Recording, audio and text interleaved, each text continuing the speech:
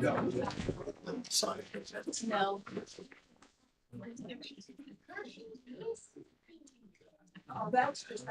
Thank you all for joining us tonight.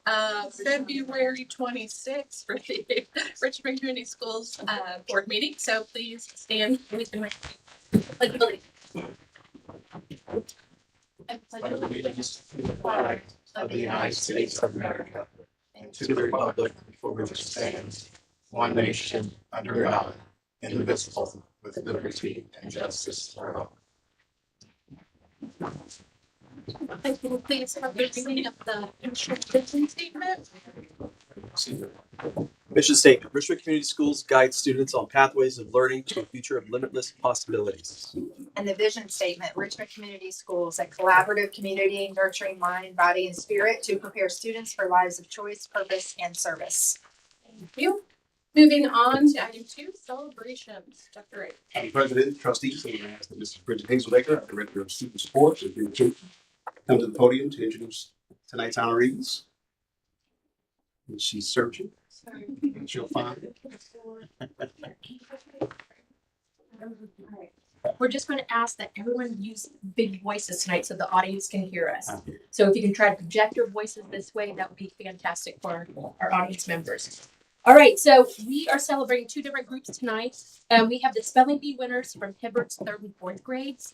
So I would like those students to please come up here and join me for a moment, and I'll introduce you. Don't be shy.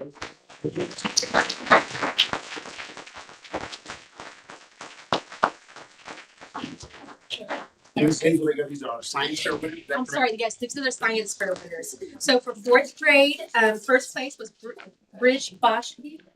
Thank you. All right. Come up. Can you stand right here next to me for a second? Second grade. Second place, I'm sorry, for 4th grade was Morgan Lee. And then 3rd grade for 4th grade was Asher Swafford. And then for 3rd grade, if they come over here, Cameron Stickman was first place, but he had another commitment tonight, so he's not able to make it to tonight's meeting. Second place was Truman Earps. Good. And then 3rd place was Calvin Glenn. And then Hibbard also has like a science fair club as well. So I just wanted to celebrate just some of those students as well. So those are 5th through 8th grade. Nadia Boschke, you'll hear a little bit about, they went to a regional fall stage on the 22nd. Erebus Wilson, Jude Sutherland, Aurora Cullen, Alamai Benedict Areba, and Ishani Burma also. Yeah, face this way to these guys. All right, good. And so if you guys, the board members are now going to ask you guys some questions and ask about your projects, and you guys can also ask about how that has, their science fair projects have further past the Hibbard competition. Who wants to go first? I can go. What is your favorite thing about science? What drew you to want to even compete in the science fair? And anyone can answer. I just wanted to learn as much as I possibly could, and to test how well I can do, and to see how much I learn. Anybody else? Forced to do it. I like it. That's fact-based. I like it. Love that answer. And Asher, what about you? I wanted to learn some about science. Okay, good. Calvin, what about you? I just really like science. And Truman? I just wanted to learn more about science. Now, can you tell me just what topic did you guys cover? I did water filtration. Water filtration. I did behavioral and social sciences. Asher? I did which liquid dissolves in aspirin goes fastest. Magnets and temperature. Say it a little bit louder. Magnets and temperature. Magnets and What temperature. temperature affects magnets. Nice. I did what different liquids affect the growth of a plant. Oh, wow. Now, Truman, who did you bring with you tonight? My parents Anybody else? and my brother and little sister.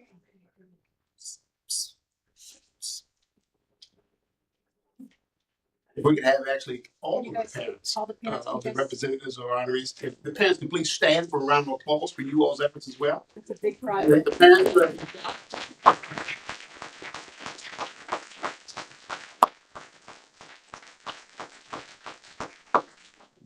All right, so I know that some of you guys actually traveled a little bit over the weekend, right, for your science fair. So, did all of you guys travel and compete this past weekend? You didn't go.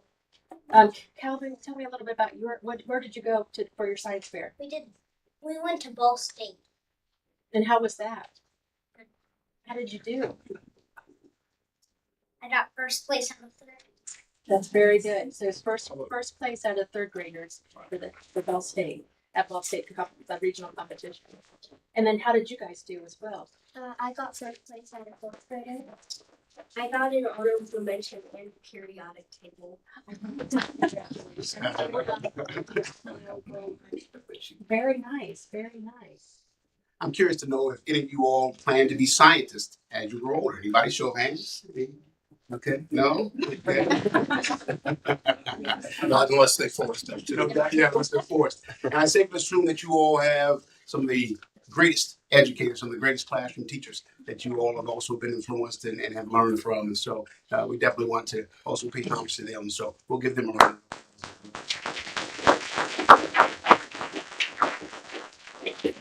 And the principal's here as well. Mr. Hensley's here from Hibbert as well. So he's here.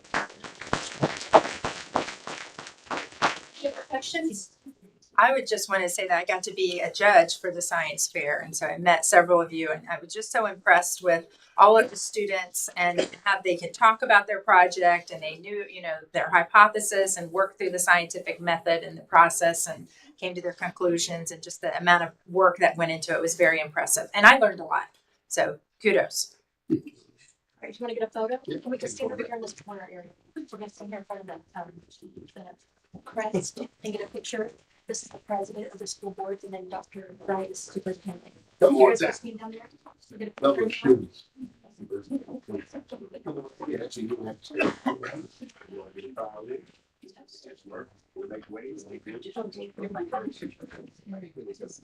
All right, so I'm going to take a photo for Richmond Schools, and she's going to take a picture for the newses. All right. All right, we'll take one.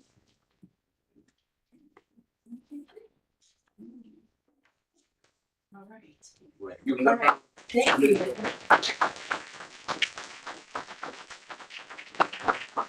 I'm gonna go slow so we can get all of it. But pull it down after the practice. Good luck with that. I know, we're trying it. So, our second group, we're gonna be celebrating some of our, actually, first we're gonna celebrate our Richmond High School alum and Crestdale teacher and RHS varsity swimming and diving coach, Megan Quinn. So she was.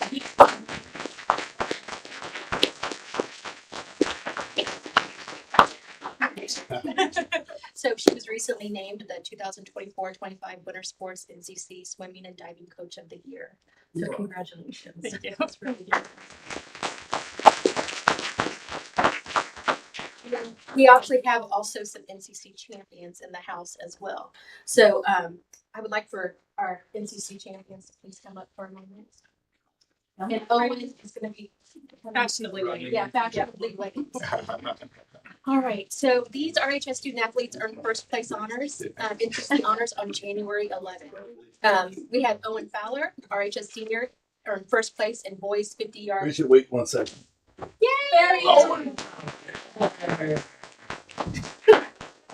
speed it up. All right, a red double. First place, boys 50-yard freestyle.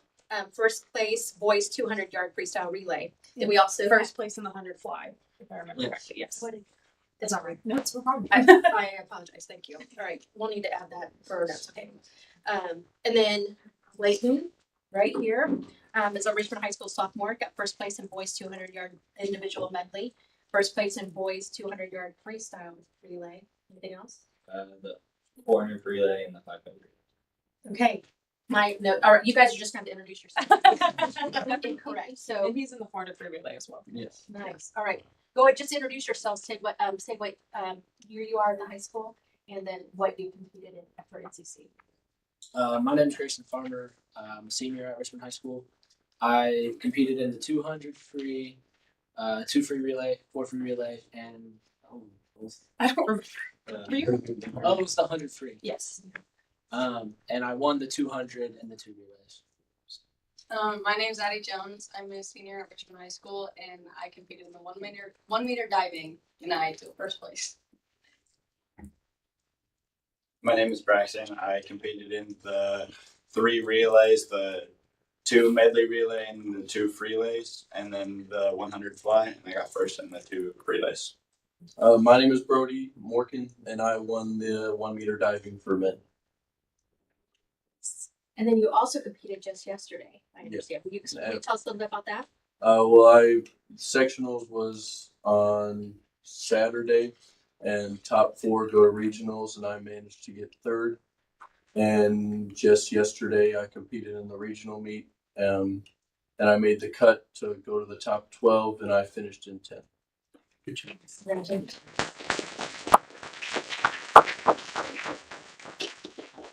So what happens this weekend? States. So tell us a little These bit. 4 boys are going to state.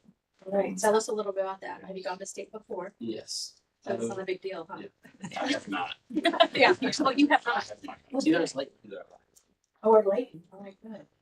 So, The 2 seniors have been here since sophomore year, I think. We've competed in relays our sophomore year. I competed in 2 individuals as well as 2 relays junior year, and then this year I'll be competing in 2 individuals as well as a relay.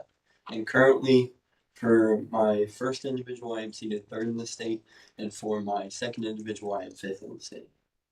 and you also broke some records. Yes, so Saturday I broke both the school and sectional records in both my events. Good job.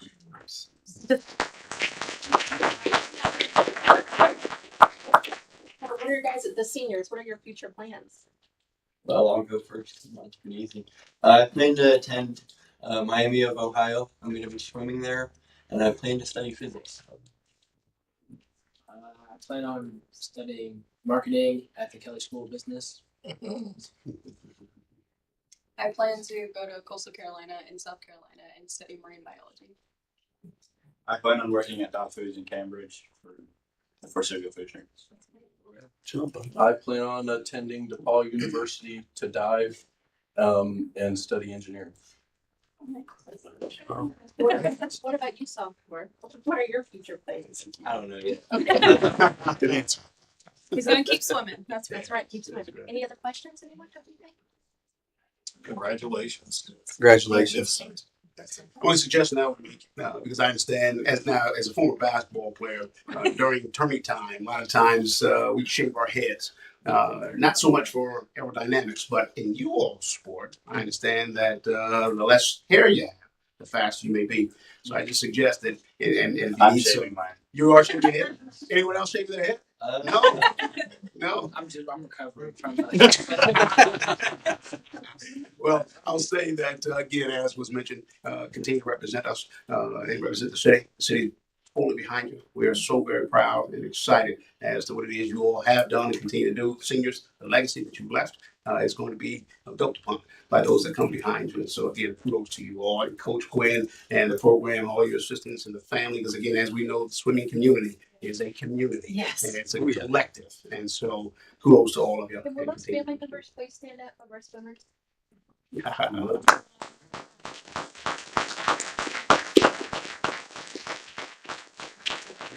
One that is here is my mom, and she does a lot. Like specifically with me, but with everyone, she's running around all over the place buying stuff, getting random things for swimming. So yeah, She's picked up meals for them after every single away meet or and home meet. We had meal that she went and picked up for us and has organized everything. So Lori needs some love too. So we got to Awesome. to her. Awesome job. All right, can we get a photo? Absolutely. We'll come there. You guys go, oh, right here? Yeah. All right. So, sure. We- There.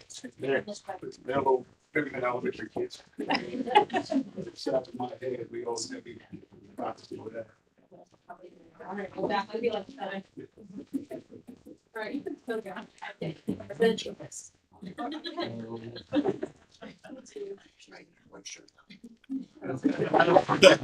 Megan, she's like, There you go. Thank you.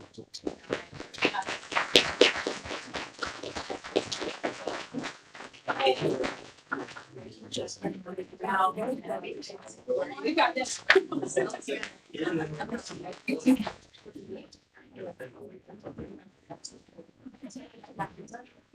Fun stuff.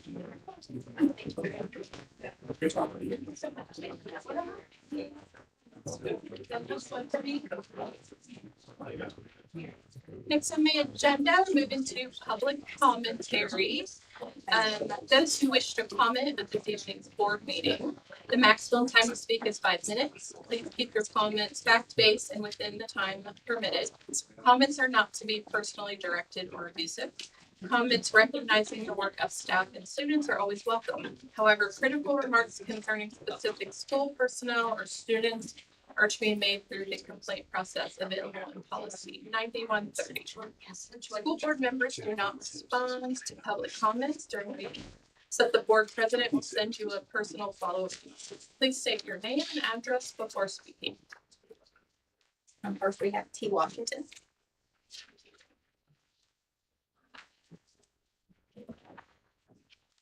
First off, go Birds, Super Bowl winners. I like your shirt. Thank you, appreciate it. Just got it actually. I'm T. Washington. I am a Hibbert teacher, and I guess can I leave my address. Guess 355 Randall Street, Richmond. I'm an employee. I don't know. I'm here today because my students competed at Regional Science Fair at Ball State this past weekend, and it seems like every year I have to come here and tell you that. And tell you the amazingness of my students. Bridget alluded to earlier some of my students, and I wanted to just make it official that I'm coming to you with my students, letting you know how they placed, and the fact that 2 of them are going to state. And this has been a thing for the past several years. So to kind of run this back a little bit, I used to do science fair with the early college program when that was around. 5 through 8, it was kind of mandatory. Sorry, it's a kind of different thing to projects. And that was a fabulous time.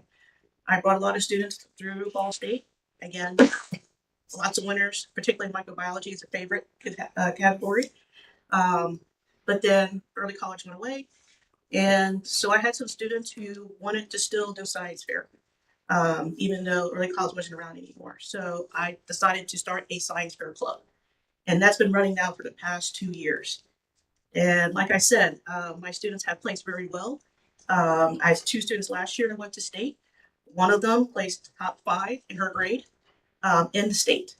And she is also going back to state because she kind of referred to it as a revenge tour. She was not happy that she placed 5th in the state. And she wanted to come back and do it again. And I'm happy to report that she is going back. I would like to report the following students. Aurora won 1st place in behavioral and social science, 1st place. Erebus won 1st place in biomedical and health sciences. Ishani won 2nd place, her first time competing in earth environmental science. Jude Sutherland, also a first timer, 1st place in energy. There's some other words, but I couldn't catch it. It was said so fast. Nadia, who was actually here with her brother that was recognized. She's the one that went to state last year and she's going back again. And this time she competed in microbiology, 1st place. And I actually have one STEAM student who asked if she can join my science fair club because it was mainly logo students. I said, anybody 5 through 8 can do it. And she persevered and she actually placed 2nd after Nadia, which is again her first time. So Aurora and Nadia are both going to state on April 5th in Indy. I will be there to support them. It was a very long day because I not only went there to support my students, I actually judged the elementary division. And I also had some like ISTA union stuff, Zoom calls. So it was a very long day. And I'm proud of the fact that my students, did their amazing work that they did. I just wish I didn't have to come here and tell you this. I hope in the future that my students get recognized properly and celebrated. And like I said, I'm just really proud of the students and the work that they do. So again, go Birds.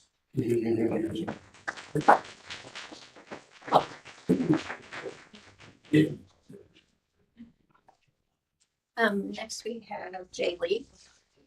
I'm on my way. Put me in the back today. I'm what happened. Yeah.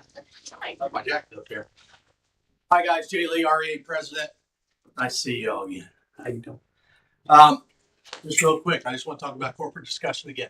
We had a meeting with Dr. Wright this week. Him and Mr. Mop went great.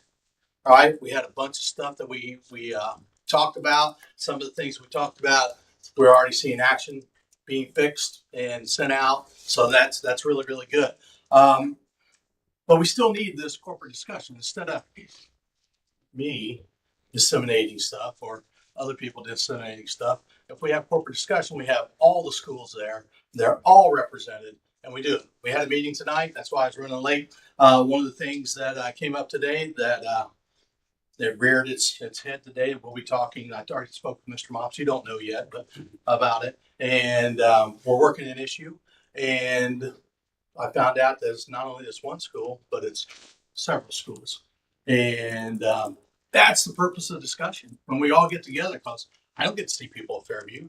I don't get to see people at Crestdale. But when we're all together here and we're talking about it, and then they say, "Yeah, us too. We have the same stuff going on," and that will help us all. Communication is valued, and when we get in here, one of the things I'm not going to waste your time. I'm just going to tell you basically what we went through and what we talked about. We talked about open forums. A lot of open forums are getting canceled because it's just not the building levels are working okay. Building level things done by building level leaders are working. All right. It's the corporate level where we get bogged down and so forth. So some of the things that we talked about open forum. We talked about my same old thing, corporate discussion. We talked about elementary teachers' health. All right, and the time requirements and so forth. And they said there's some stuff coming down on that. We talked about lockdowns and so forth and emergency action procedures. Those kind of things for the district, because there's some things that we talked about in that thing. We talked about ICE protocols, and Dr. Wright said he's going to share that out with the teachers. Yeah, our secretaries and our principals know what the protocols are. Teachers don't. So there's 18,000 doors over RHS, and I see a police officer there in uniform. I'm probably going to go open the door if he's standing in the old door one that used to be our main entrance and say, "Yeah, can I help you?" But I don't know what the protocols are and so forth. But he said he's going to share those out. Heating and cooling issues, we talked about that. You guys can't spend enough money to fix all the heating and cooling issues in 1 year. Okay? Not asking for that. All we're asking for is short-term fixes. If the building's cold, if the room's cold, let's get something in there to get these kids. I don't want to see that preschool kid in a 62-degree temperature. All right? They can't learn in that kind of environment. So that's kind of stuff we talked about. We talked about some contracts that need to be put online. We talked about Frontline and Easy Stubs. That has been fixed. I don't know. He talked to me and so forth. He's given us some issues. Mr. Mops and I had a conversation about that. I don't know if it's been put out throughout the district yet. But those things. We talked about the strategic planning committee and the makeup of that committee and some of the concerns we have with that committee. And there, we talked about the RCS police force in the future, what's going on with them. We don't know, and so forth. But he shared that with us. But these are all these topics that could be and settle a corporate discussion that everybody knows, and not just a select few. Tax rates comparison. It amazed me that Centerville gets $1.38, and I don't understand finances. I don't do finances in my house. I don't pay bills. All right, I have no concept of it. But I know is they get 60 more cents or 50 more cents than we do for whatever. We need to fix that. I mean, that's how come they can pay other people a lot more than what's out there and so forth. Thank you. I'm hurrying. Student IDs, we talked about that, and then some pay stuff. But those are all things that we talked about that's our corporate level issues that we can talk about at corporate discussion that everybody knows, and then our people can go back and disseminate to the people. Say, hey, we talked about this, and this is what was said, and then we can keep track. It's just open, transparent communication. If we have that, we all swim. Once again, we don't want to start issues. We don't want to be a problem. We want to help solve issues. We got lots of experience. I've been here for a long time, and I like to talk. So thank you for your time. Have a good day.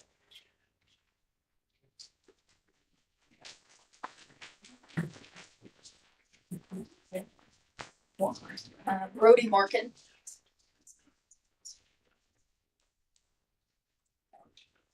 Hello, my name is Brody Morgan, and I'm a diver at Richmond High School. I live on 21st Street, and I've been a member of Richmond for my whole life. I would just like to bring the attention to you guys of the quality of equipment at our pool. This season, I recently won the NCC meet, training on poor equipment. We have things called heat lamps, and it's basically a light bulb that hangs above, uh, like the deck of the pool. And there's supposed to be a bulb that warms the divers, since the water's cold and you want to keep warm muscles. Lots of colleges have like hot tubs for this reason, but heat lamps are what most high schools use. That bulb has been not working, and we've constantly asked for it to be replaced for the past couple of years, and that has yet to been established. And then this past season, I recently snapped a board in half, which isn't supposed to happen, but since our equipment is so old, I forced it to that point. For example, my coach, one of my coaches, her name's Amy Holthouse. She's about 60 years old, and she used to dive here at Richmond High School. And those two boards are the same boards that she dove on when she was a diver. So I would just like to bring that to attention. When I recently competed in the regional meet, the boards that they provided at Plainfield were on the newer level, so it was a lot more of a difference compared to our board based on how much it flexed and the height you could get, which plays a lot into your scoring. And if that could be fixed or changed, because there is an open slot now that I broke that board on accident.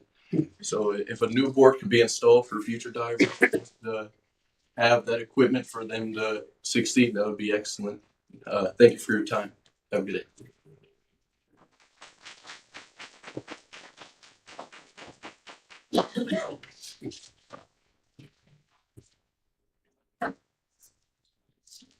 Moving on to item 4.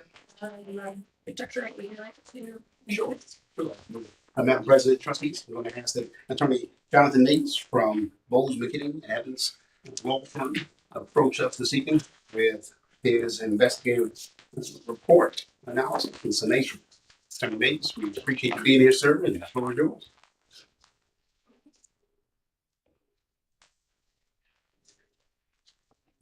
Good evening. Good to be with you. As Dr. Wright mentioned, I'm here to present an oral summary of the report before going further and as to what that focused on. I wanted to do a brief introduction of myself. I'm a partner at the law firm of Bose McKinney and Evans. I also chair the education law group. I also am asked regularly to present on Title IX issues by the Indiana School Boards Association, as well as superintendent study committees in our state. I've also been invited nationally to present on Title IX issues at the National Association of School Resource Officers, their annual conference in Phoenix, Arizona, the National Consortium of State School Boards Association, conference in Dallas, Texas, and then also South Carolina School Boards Association, as well as their attorney annual conference down there. Led dozens of Title IX investigations, advised on many, many more, and also litigated many Title IX cases, including some of the highest profile in our state in K-12 settings here in Indiana. So this investigation centered on complaints of misconduct related to the events on September 24th, an incident between the high school girls volleyball team, the coaches and players, as well as the high school boys basketball team. And I understand there's a broader audit that is being conducted by a different team. My focus was different and more narrow. Purpose of my investigation was to review the interactions on this particular date or surrounding this date and related matters for misconduct, as well as whether these constituted a Title IX violation, and then present them to you, which I've done in a written report and presenting today and this evening to you as a summary. So as part of my investigation, I conducted interviews of athletic department staff, of coaches for both boys and boys basketball and girls volleyball. I also analyzed dozens of statements, written statements that were presented, and the high school's report, email exchanges, text messages, schedules, communications, and also video footage. So I want to start with talking a little bit about the process by which the high school determines practice location and times.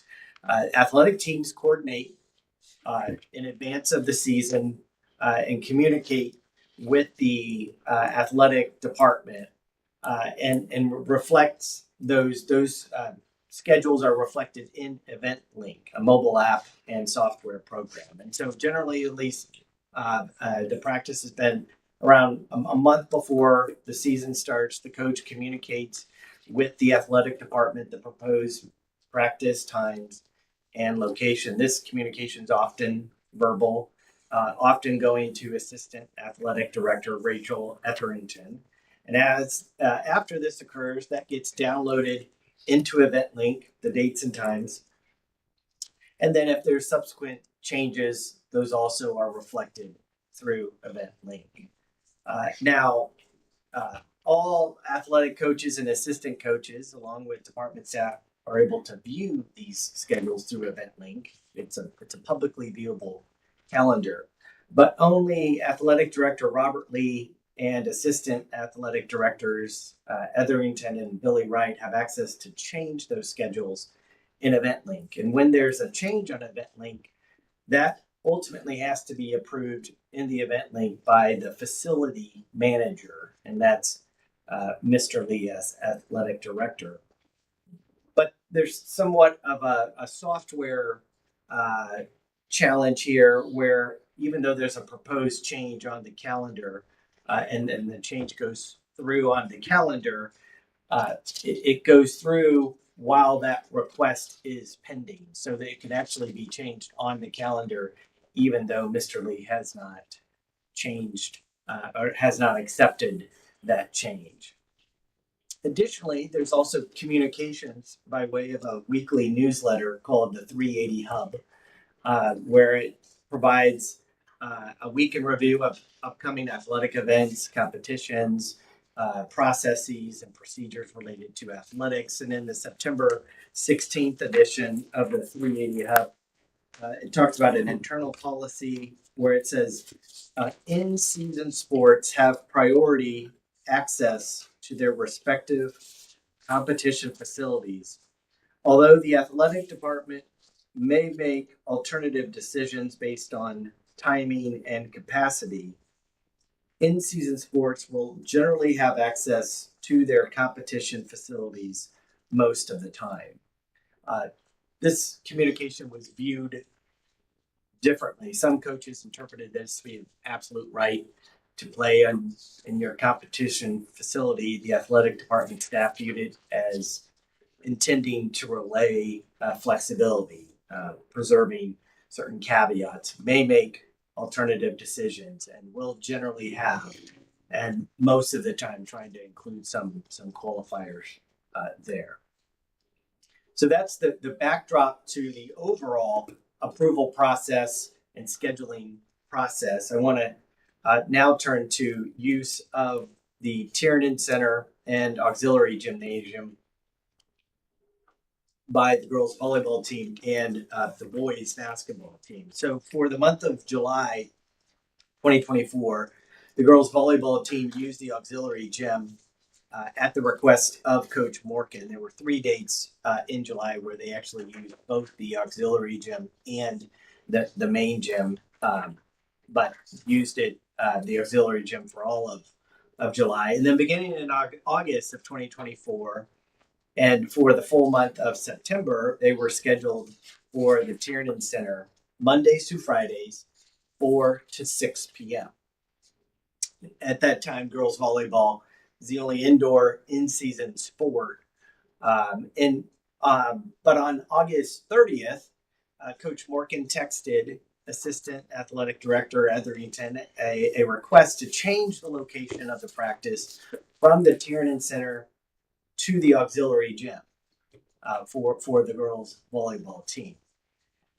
And Coach Morgan relayed in my interview of him that the smaller auxiliary gym was preferred earlier in the season when teams performing hitting or attacking drills. The smaller space allowed them to not chase the ball so far. But when the team transitioned to more of a game strategy, practicing in a larger space was preferred. While that rationale was relayed to me, no one could identify whether that reasoning behind the preference and location was ever communicated to athletic department staff. And so both facilities were regularly used by the volleyball team at different points in the season, just as the basketball team, the boys basketball team, used both facilities as well. And in the interviews, there was disagreement as to whether the auxiliary gym was sufficient or insufficient. I know Coach Morgan pointed out the height of the ceiling raised concerns for him in terms of serving as a good practice facility, but longtime assistant coach Whistle stated it was not a concern to the volleyball team. So we have that use in July, August, and September scheduled for the girls volleyball team. I want to now transition into the weeks leading up to the September 24th incident, primarily the first couple of weeks of September. So starting in the fall semester, students were dismissed early on Tuesdays, but teachers stayed for professional development. And Coach Morgan is a teacher and would stay for professional development. Coach Wright would not. He is not a teacher. So once the boys basketball team entered the what's called a limited contact period, which is set by IHSAA, that began on September 2nd for winter sports. Coach Wright approached the athletic department, Director Robert Lee, to discuss Tuesday practices with a proposal, and proposed that since he didn't have to stay for professional development, he proposed, why don't we have the boys basketball start early? He proposed scheduling that from 3 to 5 p.m. Girls volleyball was 4 to 6 to accommodate the professional development. And Coach Wright also thought that the larger Tiernan Center was preferred because during the limited contact season, it's a much larger group of students, student athletes. At that time, Athletic Director Lee agreed, and that change was inputted into the event link for September 10th. Now, this change, importantly, was made without input from the girls' volleyball team coaches, and Mr. Lee acknowledged this shortcoming in the interview with him.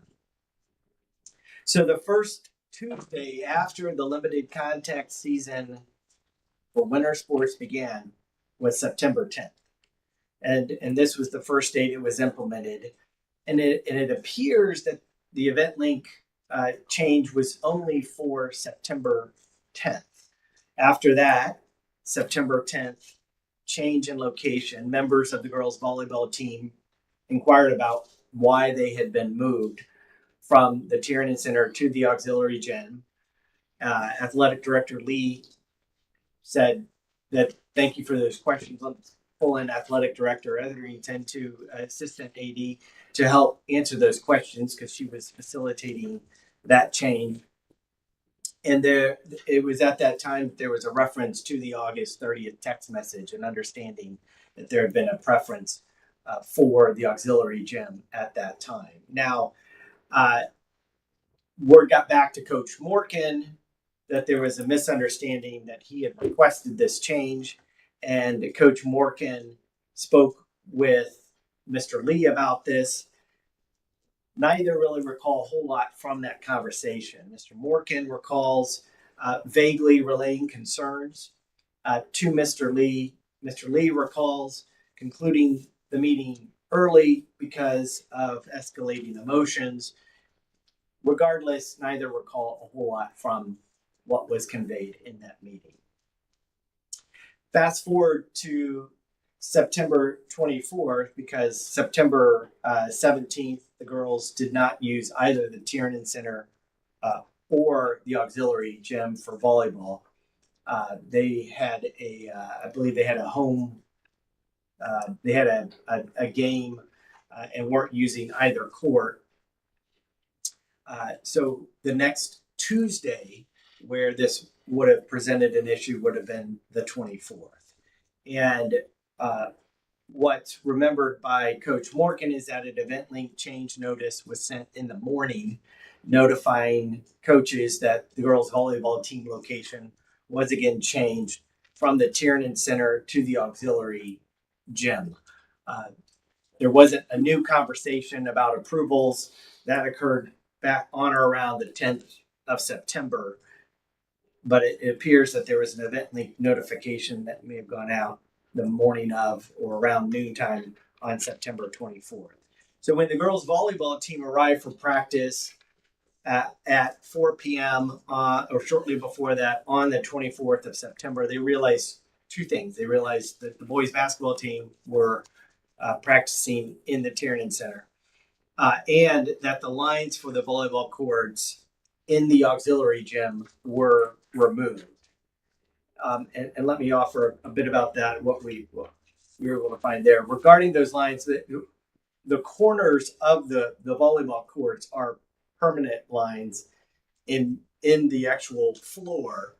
And what happens is they tape the lines, extend the lines using tape from those corners to tape off the volleyball courts. There were rumors that circulated that one or more boys basketball team members had pulled up the lines. None of those rumors identified any names, and ultimately those rumors were dispelled when it was confirmed that a custodian had mistakenly pulled up the lines during a routine cleaning of the floor. According to Coach Morkin, replacing lines is a fairly regular occurrence and takes minutes to replace. But when they showed up on the 24th, those lines had been removed in whole or in part. And so the coaches then showed up, and the players were there waiting for the boys' basketball practice. And Coach Morkin then told his team to stay, and he proceeded to Mr. Lee's office. And Coach Morkin, according to Etherington, who was in a nearby office, walked into Lee's office and yelled, "This is BS," saying the word. Morkin was yelling and screaming at Lee. During my interview of Coach Morkin, he does not recall saying that, doesn't believe he said it. But when I asked him if someone had said that this happened, do you have a reason to dispute this? Coach Morkin replied, "Do I have a reason to dispute that? Yeah, no, I don't know, but I don't know." The statement, according to witnesses in the offices nearby, was loud enough to be heard from those other offices. And then after Coach Morkin left the Tiernan Center to meet with Lee, assistant coach Maddie Ferris, volleyball assistant coach Maddie Ferris, then instructed the volleyball team to warm up around the perimeter of the basketball court there in the Tiernan Center. So this activity and proximity to the boys practicing raised some safety concerns for boys basketball team coach Wright. He approached Coach Ferris, and Ferris relayed they thought they had the court for practice. Coach Wright disagreed, and then Wright left to speak with athletic director Lee, departed to go speak with athletic director Lee in the athletic offices, while the boys basketball team assistant coaches remained with the boys. Before leaving, he Coach Wright blew his whistle, huddled the boys basketball team together, and then departed. And Coach Ferris, seeing this, incorrectly believed that the boys basketball team practice was over. They had roughly an hour because the boys started at 3 and went to 5. The girls were scheduled to start at 4 on the auxiliary gym to 6. They had roughly an hour left, but she incorrectly believed that the practice was over and instructed the girls volleyball team to set up nets on the main floor. And then she departed the girls volleyball team and went to the back athletic office to join her coaching colleagues in those offices. At some point in the meeting between Coach Morgan and Lee in Lee's office, so Coach Morgan is in athletic director Lee's office. Coach Billy Wright enters Lee's office to join the conversation. And then also assistant coach Maddie Ferris joins the conversation as well. Meanwhile, and to their credit, coaches Whistle and Ferris acknowledged in their interviews that the girls volleyball team in the transition and the back and forth were left without supervision for a brief time. Coach Whistle was moving between the Tiernan Center and athletic offices, and this back and forth of coaches moving from the Tiernan Center to the athletic offices left the girls without supervision. Meanwhile, they began their practice without coaches and taking over the main floor of the Tiernan Center.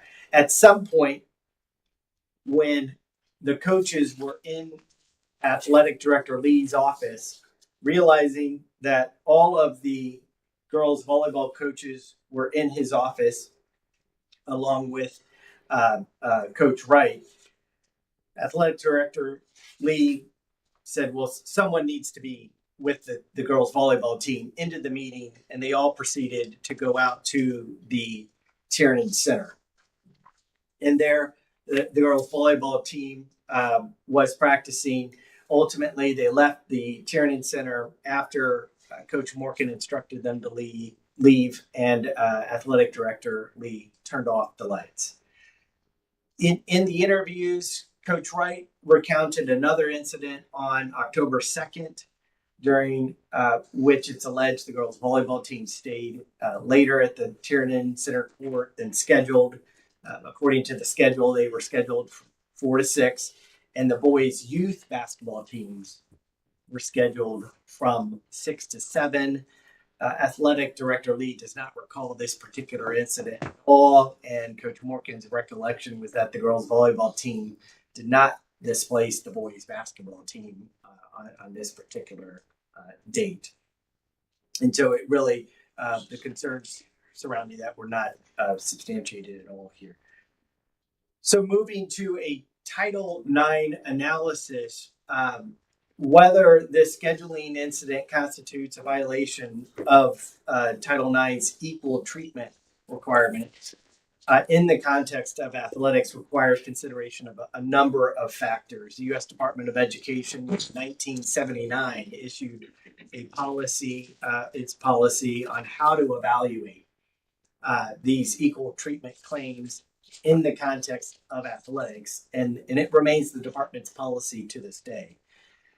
Compliance in this area of equal treatment is assessed based on an overall comparison of male and female athletic programs, including an analysis of a number of different areas: recruitment benefits, provision of equipment and supplies, scheduling of games and practices, availability of training facilities, opportunity to receive coaching, provision of locker rooms and other facilities and services, and publicity. There are times where certain violations may alone be so egregious and substantial enough they constitute a Title IX violation in and of themselves. But the garden variety, the most of the time, the US DOE guidance instructs that the primary analysis requires an enterprise-wide analysis of equal treatment within all programs or activities. And as to scheduling of games and practices, this policy lists off 5 different areas. It says Compliance will be assessed by examining, among other factors, the equivalence for men and women of the number of competitive events per sport, the number and length of practice opportunities, the time of day competitive events are scheduled, the time of day practice opportunities are scheduled, and the opportunities to engage in available preseason and postseason competition. So going down through these, you can see none of those were really implicated by what occurred. Number of competitive events per sport not impacted by what occurred here. The number and length of practice opportunities, the length and number of practice opportunities were not impacted here. The time of day competitive events are scheduled. Again, these we're dealing with this conflict didn't deal with competition. It dealt with practices, and so that factor was not implicated here. Time of day practice opportunities are scheduled. The time of day was not an issue. It really is dealing with which court and the opportunities to engage in available preseason and postseason competition. Again, not a competition issue here presented here.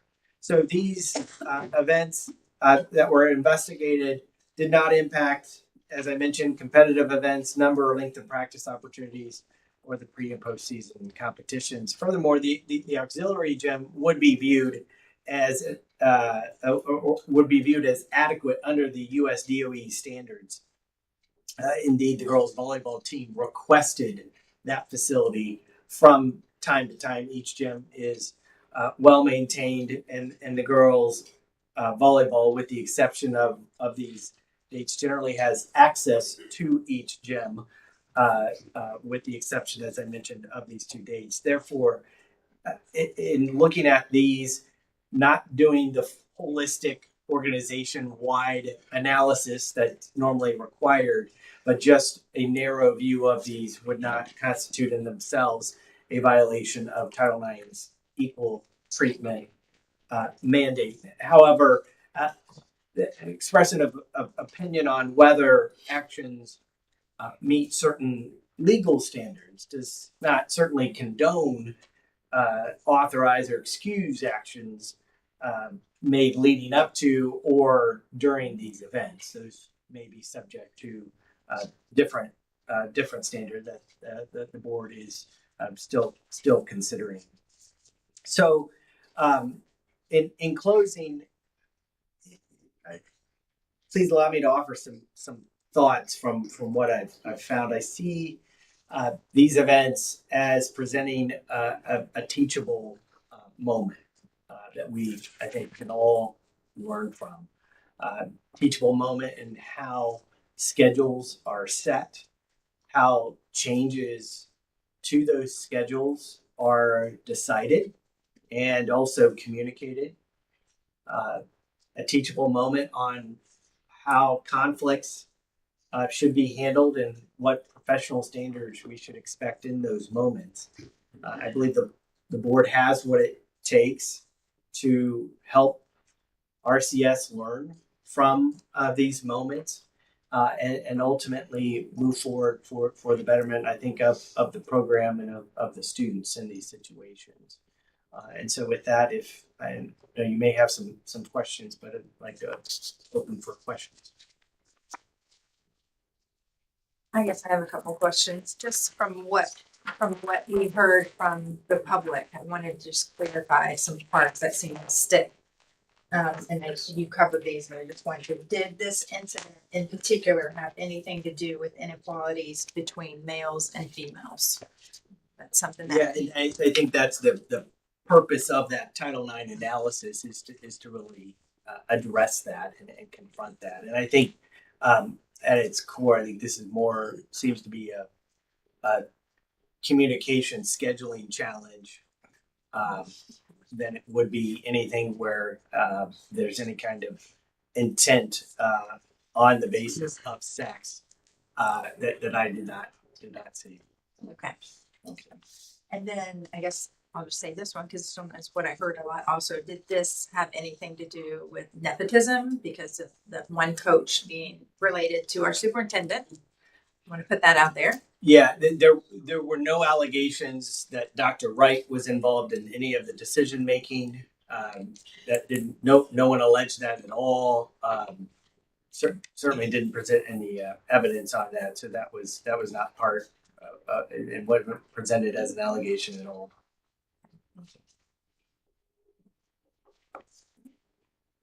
I just want to say a statement, and I hope that we are not judged by the strength of our character, but not by our mistakes. And I think we can learn that everybody's given a second chance.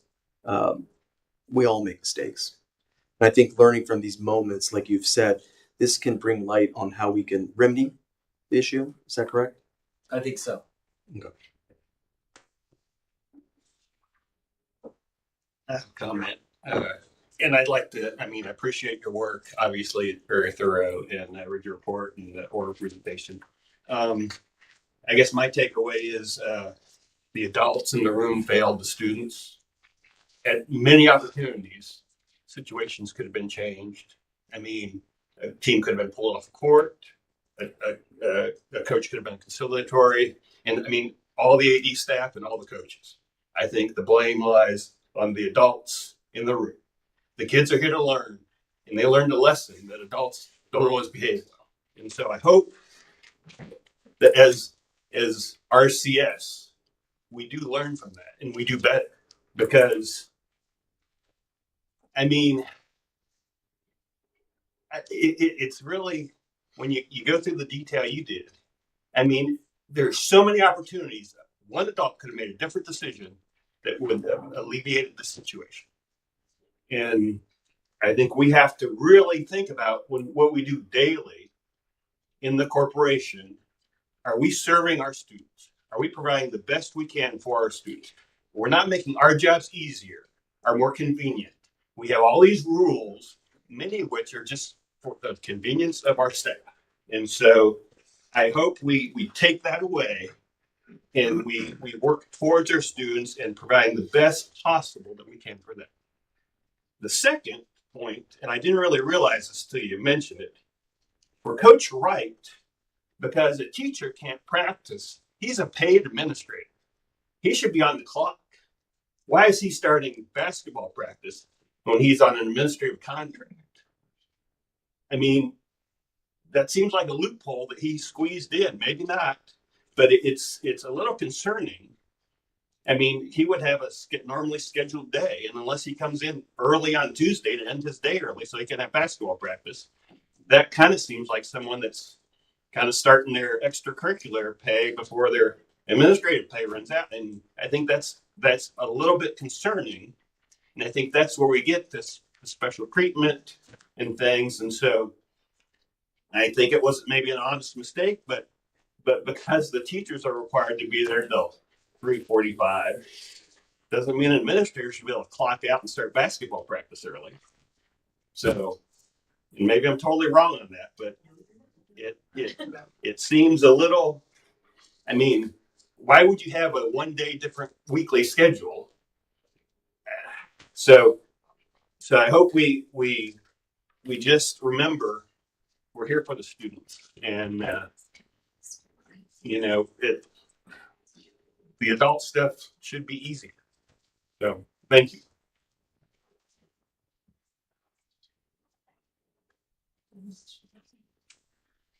No, I would just a point of clarity though. Forgive me, I might have wrote the date down. I think it was on the 24th. It was said that the girls were left unattended or without adult supervision, but the boys basketball coach, assistant coaches were still in the gym, correct? That's right. So they weren't unattended, I guess. That's correct. Okay. I just wanted to, because they had not changed locations at that point. That's correct. Okay. Just wanted to clarify that. I just have one question, point of clarification about who actually conducted the interviews. It was me. Okay. I was the only one in the room with the interviewees. And yeah, I did appreciate when the girls volleyball team came, and I think a lot of them showed, remorse and sort of admitted like they didn't handle it quite right, and I thought that was super important for them to show. I hadn't really heard from any of the adults sort of the same sentiment of, that acknowledgement. I'm sure, not that I talk to them or see them face to face, but I think, this is clearly a huge case of misunderstanding and, different schedules. And I thought I told this person, I thought so. I think this is a perfect example of how these things happen, but I just hope we sort of tighten up those policies that we have and make sure that everyone is communicated to before a change is made, right? I think we all are pretty scheduled as adults in today's world. So even if a scheduling change was made, it still throws everyone off. So yeah, pretty just unfortunate event, but like Mike said, I think using this as a teachable moment to. I think the girls showed true strength and character, apologizing. I think, like we talk about, the adults need to be adults. I think when we are making changes, and again, getting back into, there should be at least a 24, 48 hour time frame to make that change so that we can all get our schedules taken care of. Because I can guarantee you, whoever has kids, and I'm pretty sure everyone has kids, things change constantly. And I'm pretty sure sports change constantly. I've, been an athlete here at Richmond Community Schools. My kids are growing up and they change constantly. So I need a heads up. And that would be quite needed.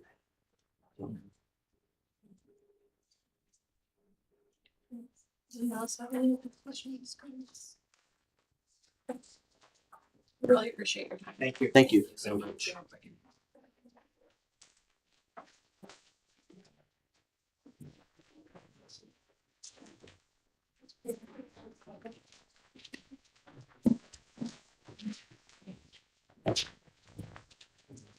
Moving on to item 5, facilities project update. Madam President, trustees, I'm now going to ask that Mr. Kevin McCurdy approach the podium to share updates regarding some facility projects we have ongoing around the corporation. Welcome back, Mr. McCurdy. Thank you, sir. Thank you for the time. Excuse me. Try to be brief, and if there's any questions, please feel free to let me know, and I'll stop and address that. You should have all gotten a packet of information that we've got in front of you. There's really 3 things we want to cover, and again, this is kind of the format we've covered in the past.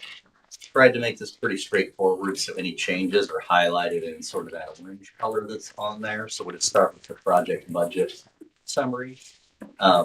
Again, just going down through, and I'll just focus on the highlighted items.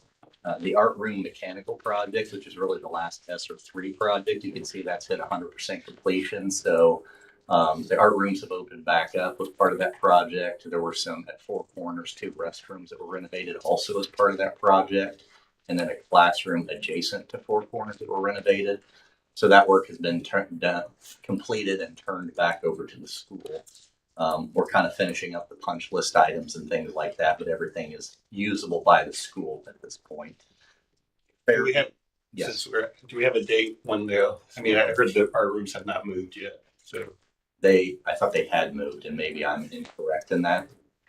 Are they back in the rooms? The high school, they've been informed that they can be moved. Okay. I know that the principal was working on that timing. Okay. Yes.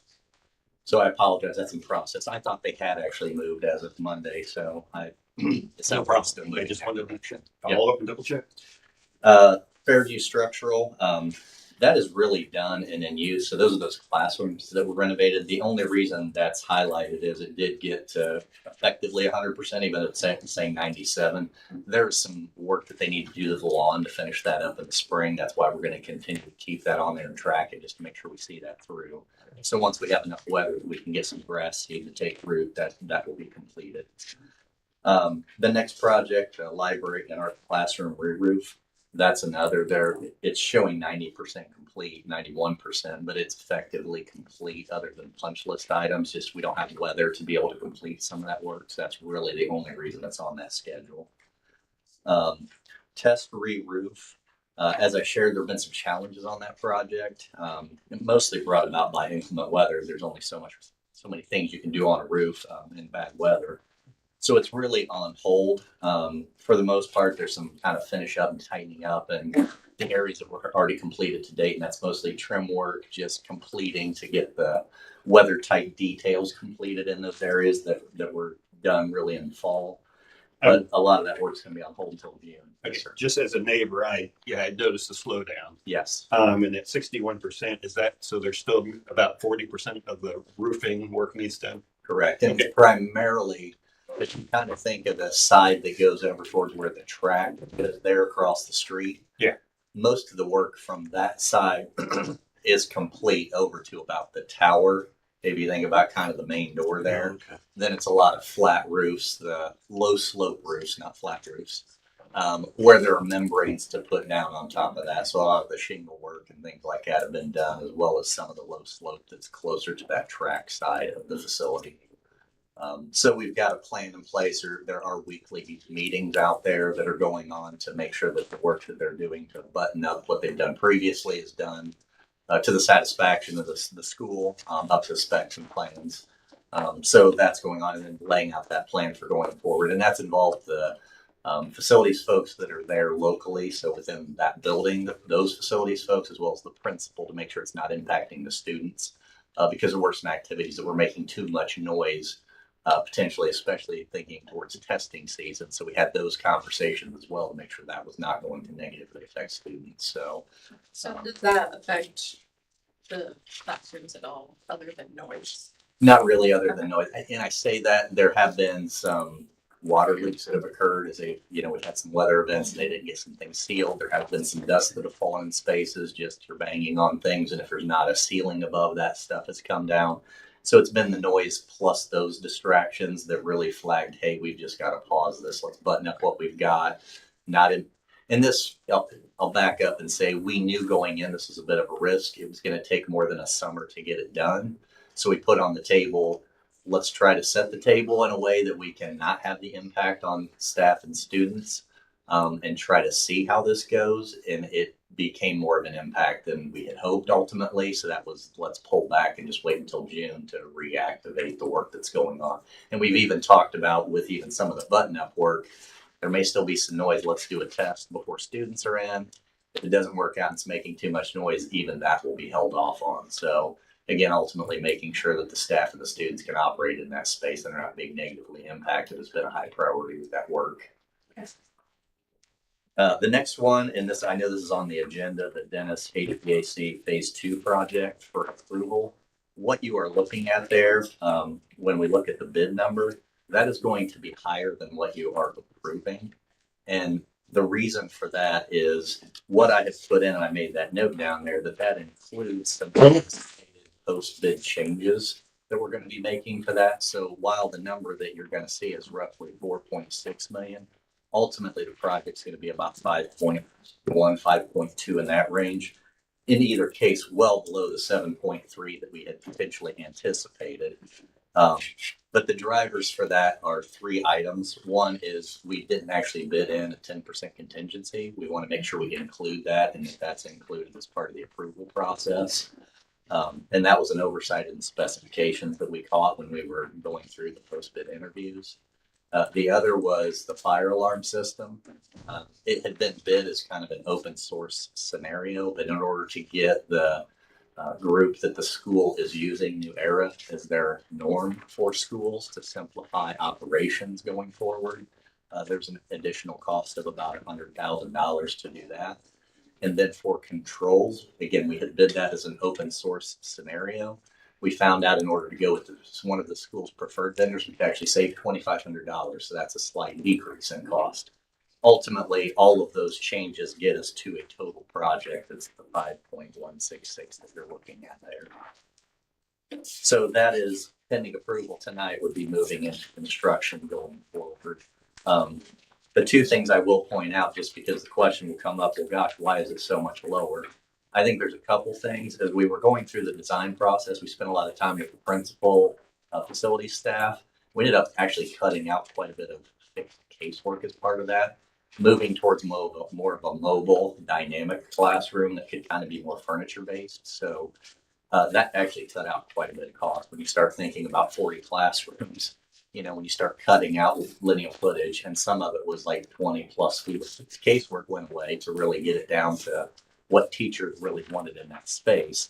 That cut out a lot of costs, as well as having the same group do the phase 2 work that did phase 1. They know where a lot of the bones are buried, so to speak. So I think there's some efficiencies there. So we saw a pretty good delta between low bidder and the other two bidders, but nothing that was of a major concern. So that's where I think the savings came from.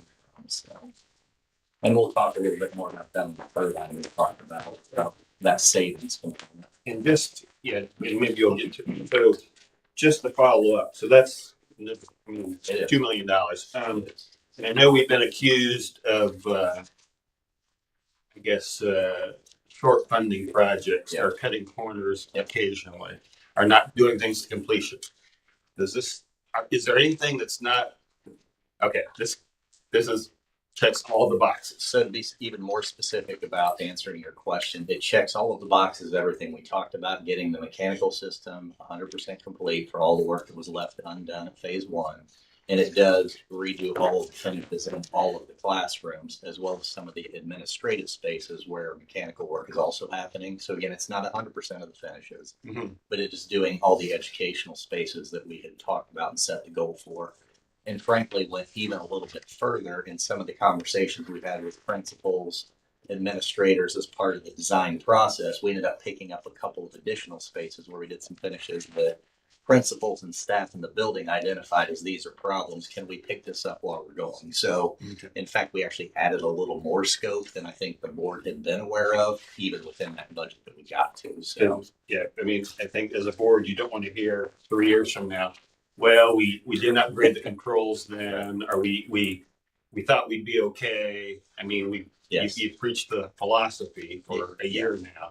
Yep. And with that kind of savings, I know. Are there other things in that scope that need covered? Yeah, there is nothing that's being given up. Fire alarm is covered as part of that. Controls are all coming under one umbrella as part of that. The mechanical system will be completed, and then the finishes and the educational spaces, the classrooms that we talked about, would all be included as part of that work.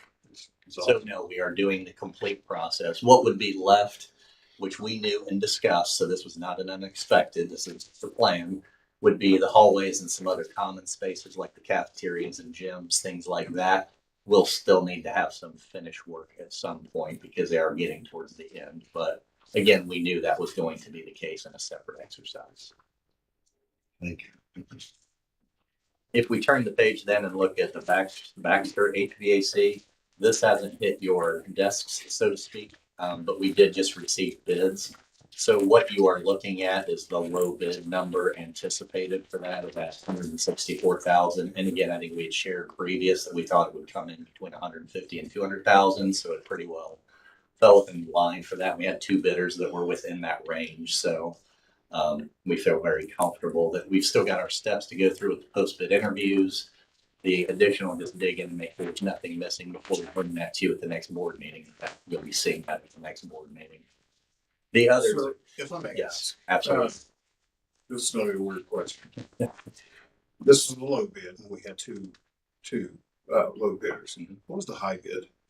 The high bid was about 10,000 more than this, so call it 174,000. I don't have it in front of me, so roughly in that range. I just wanted to see by comparison, high to low, how much of a difference there was. That and this is on Baxter that I'm talking about. That was a very tight bid. Yes. The previous project we were talking about was a more significant. No, I'm just concerned about Baxter on this one. Gotcha. So thank you. And the good news is Baxter was pretty straightforward of replacing 3 rooftop units and then doing control as we discussed, kind of a stopgap for that. You all decide ultimately what's the longer-term outcome of that facility. So it is not a complete overhaul of anything. It is making sure everything works. Thank you. That's what I was going to ask too, because I remember our conversations even kind of when we talked about budget, I don't know if you guys remember that we said we could go down to 0 or maybe the lowest amount until the strategic planning process Yes. maybe showed us. So this is kind of the minimum and then we're going to figure out, I guess, the future. And to be more specific, this was developed with RCS Facilities, who were the ones raising the flag that were really fighting to keep this building functional. So we got with those folks, said, what do you need to make sure this building can continue to operate? That is what we did as part of this project. So again, while it wasn't doing everything that the facility needed, it was doing everything that the facilities folks who keep it running asked for to make sure that they could keep the building running. Thank you. So with no additional questions on that, I'll skip to the next document you have that's stapled together there, and that's just the project schedule. So in the same way we just keep a master schedule, I did the same where you just show where the highlighted are. So you can see there's really not anything on the first page. On the second page, we're just highlighting that the art room mechanical is complete. There's really nothing on the next two projects. When we get to the test re-roof on the third page, it's just, we just changed the bars for the construction progress. As part of that meeting, we moved the start of additional work you can see in blue on that line for that June timeframe based on everything that I talked about earlier. There's a reason for that. Then we anticipate that the roofer will have to demobilize and remobilize in June. Prior to June, they'll have to demobilize and then yes, I remobilize. expect a claim to be submitted for I that. do not. And we've had that conversation that what was there going to be or not. Initially, there was an indication there may be, but as we talked further, there was an acknowledgement that there had to be a demobilization and a remobilization. We had talked about it still being during the school year potentially, but that was already built in. So we were just shifting that remobilization by 2 months. And that's really our position that we pushed back with. Dennis phase 2, we've moved forward in the bid process. So the bidding's complete. We did the post-bid interviews and did the bid review. And again, that's why you have this on your document for approval. And then Baxter, as I discussed, we've gone through the construction documents of the bidding since our last meeting and are in the process of post-bid interviews. The only other one that has changed, if you turn the page, is the light bulb field upgrade to phase 1. Which just as a reminder is the resurfacing of the track, addressing some of the field sports that don't meet current IHSAA requirements. And then the tennis courts being replaced and the new synthetic turf practice field is all of what was in phase 1. We had a little bit of a slowdown in that design process with some civil things that we had to work through. So I've just adjusted that timeline, but it's still on course with what we had discussed previously. It was just more of that bidding process that needed adjusted. So again, we'll be looking at that coming in. We're planning to start that bid process here in about 4 weeks. So, and then that will show up once we get through that process as well. Really all there is on schedule unless somebody has a question. Could we see the actual, or maybe you don't have the renderings or specs for the tennis courts? There's really not been a rendering because we're essentially putting them back where they were. Okay. I mean, there's upgrades as part of that, but the rendering wouldn't really show you a whole lot that's different. Okay. And I think that, we went, to be honest, around the bend a long way to kind of come back to that. So that's why it's probably, I just didn't remember if we were actually, I knew we were going to redo them and do them correctly. I just didn't know if it would look a lot different or basically. It'll be very similar to what's there now. Okay. The only things that will potentially be different is still even future. It's sort of part of that entry and then what do we do with the space between tennis courts and buildings, but that won't materially affect the tennis courts themselves. Are there any permanent bleachers or seating? No. And they'll be oriented the same way? And we had that conversation too, that that's the right way for what I want for events and sun and things like that. So just that alley, just kind of. Yes. Goodness. Yes. Nature. Yep. So. The last piece that I brought was more just a reminder because we are talking about, as these things are, budgets, schedules, bidding, working through projects is always a fluid process. We do our best to estimate, and then we kind of, as we get into bids back, then we react. And again, the good news being that we've got now money to kind of pull back in and think about how do we want to allocate that as part of some of the work that's already been identified. So what I brought as the first page was the list of 2024 bond projects that you had already had previously. There's a red asterisk by everything that's already scheduled to be completed as part of the work that's been either ongoing or planned already for the future that we're working on actively.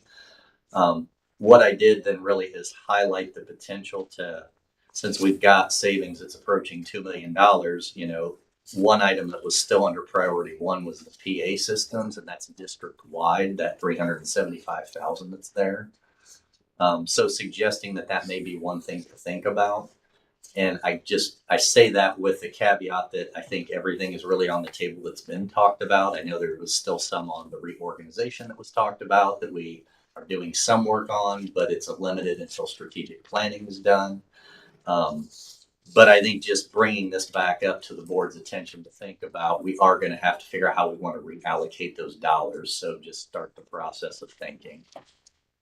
The next 2 pages just give a little context to that. So the next page was the bond summary that you had back in November, where the dollars were going.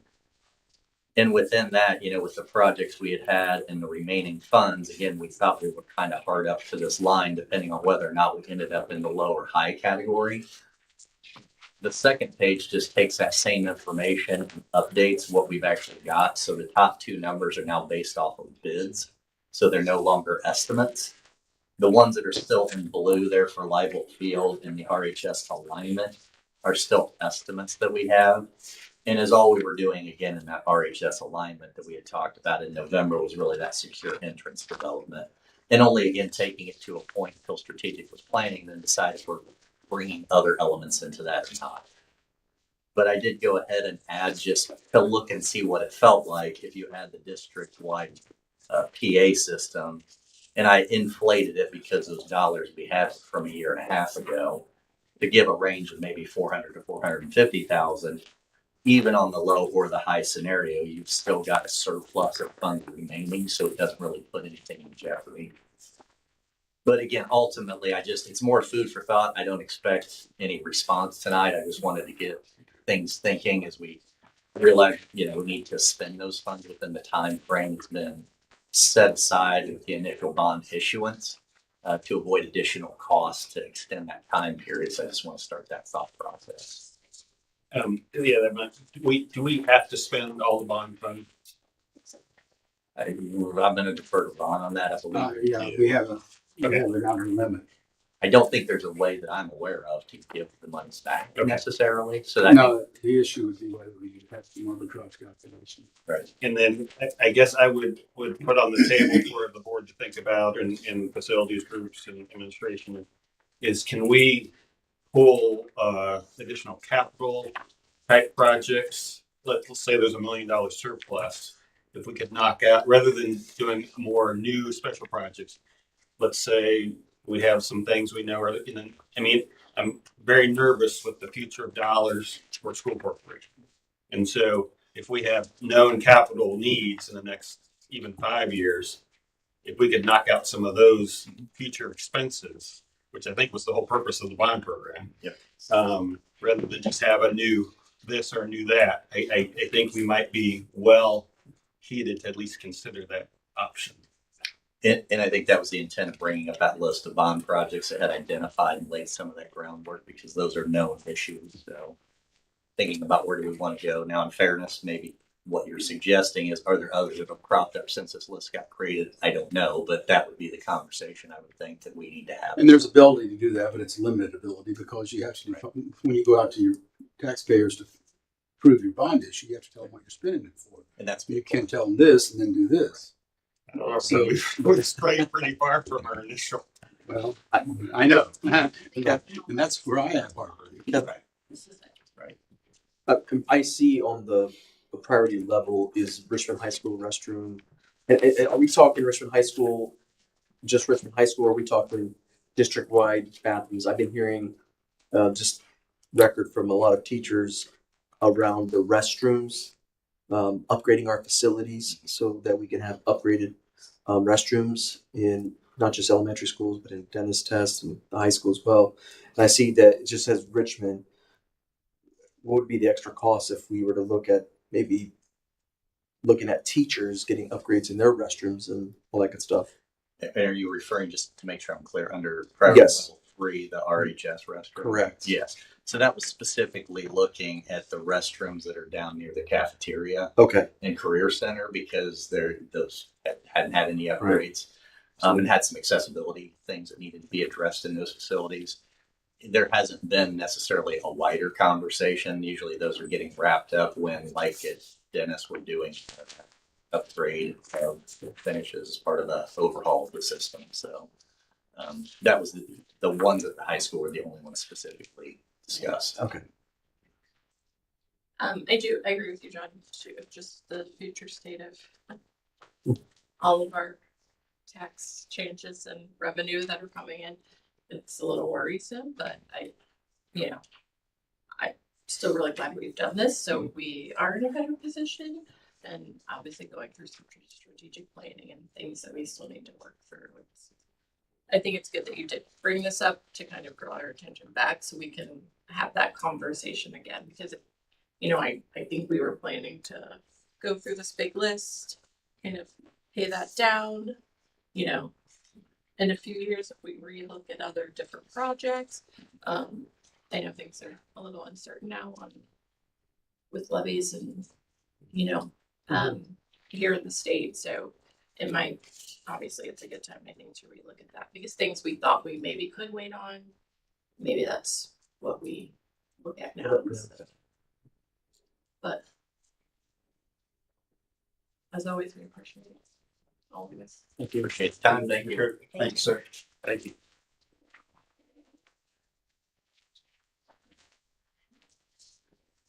Yeah, sure, that's the game all day. Moving on to consent item.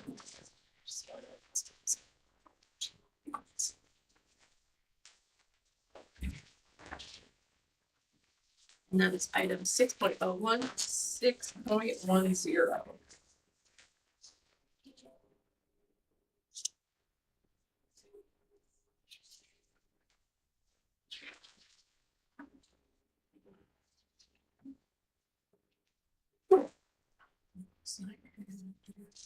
I move to approve items 6.01 through 6.10, the consent items with the addendum that was presented to us tonight.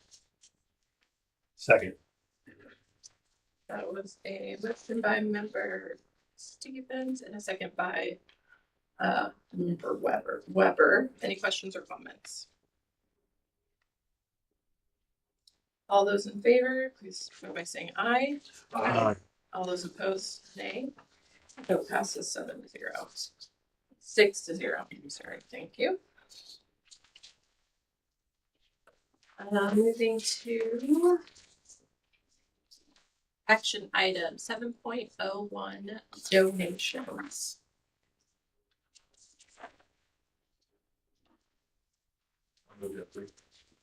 I'll second. That was a motion to approved by member Brand, a second by member Loriaga. Any comments or questions?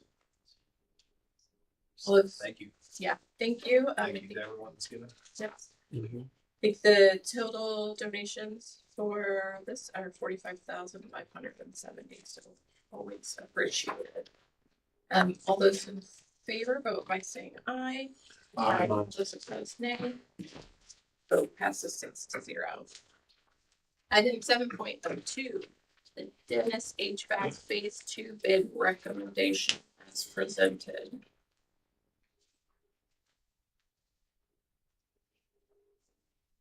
I move to approve 7.02, the Dennis HVAC Phase 2 bid recommendation as presented. There's a motion by member Stevens, a second by member Flanagan. Any comments or questions? All those in favor vote by saying aye. Aye. Opposed, nay. Vote passes 6-0. Moving to item 8, policy review. First on the list is item 8.01, which is revised policy 1520.08, employment of personnel for extracurricular activities, second reading and approval. As presented.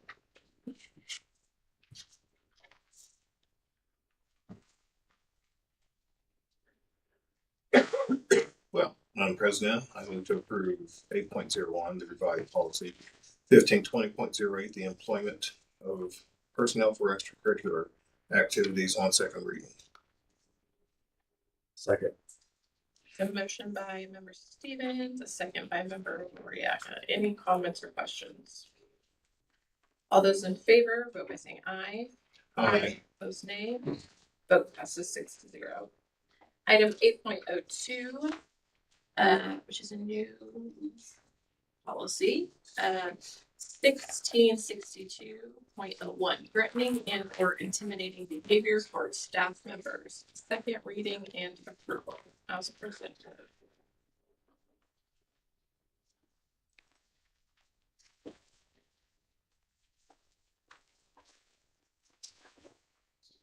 Silence continues. I move to approve item 8.02, the new policy 1662.01, to threatening and or intimidating behavior towards staff members on second reading.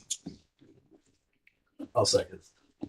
A motion by member Stevens, a second by member Loriaga. Any comments or questions? All those in favor, vote by saying aye. Aye. Opposed, nay. So passes 6-0. 8.03, revised policy 3120.08, employment of personnel for extracurricular activities, second reading and approval.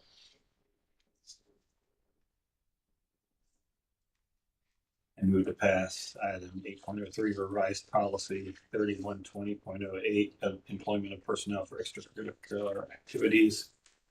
And unless the board objected, since those are comparable policies for different groups, 412008 could be combined if you were going to. Combined per council. I will second that. Do I need to adjust? Okay. Can you make a motion to combine? You're revising your motion. You close there. And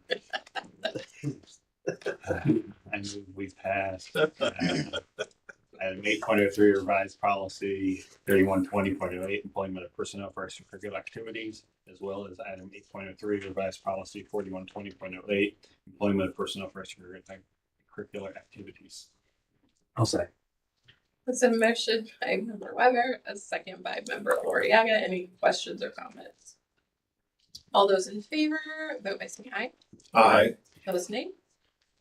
Vote passes 6-0. So that moves us to 8.05, which is revised policy 5340.01, student concussions and sudden cardiac arrest, second reading and approval.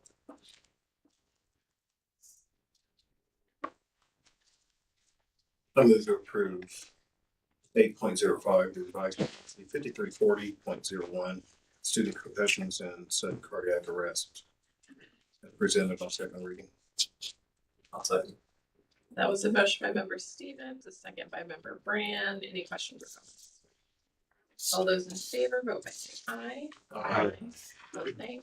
Vote passes 6-0. Item 8.06, policy 6550, travel payment and reimbursement relocation costs, second reading and approval.